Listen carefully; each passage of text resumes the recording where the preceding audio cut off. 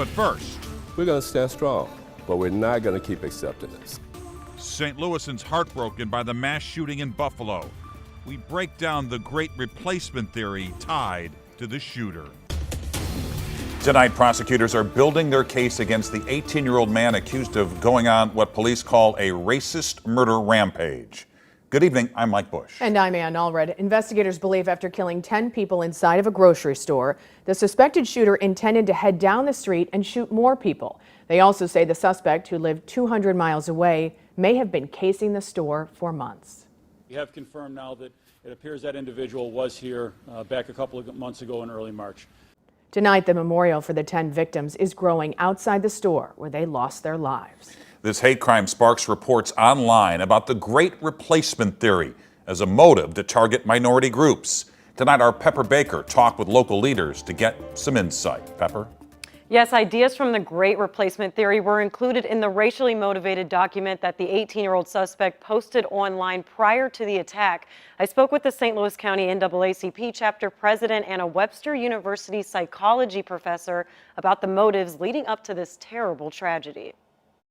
We cannot walk outside of our homes. You go to work, do your job, go to the grocery store without being preyed upon simply because of your color. 13 people, 11 of whom were African American, were shot in a Buffalo, New York grocery store Saturday. St. Louis County NAACP President John Bowman is angry, sad, and fed up. But I see young black men getting killed for reaching for their driver's license, and here you have these guys.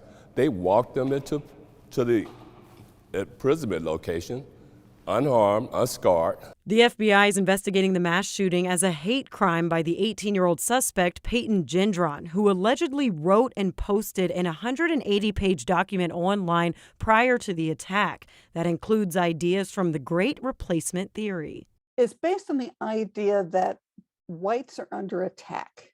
And so there's a white genocide going on. Webster University professor of psychology Linda Wolf says these motives are often fueled online by groups who share similar interests. And organizers of really these domestic terrorism cells sit back and they wait for somebody who's feeling really disenfranchised that they can use.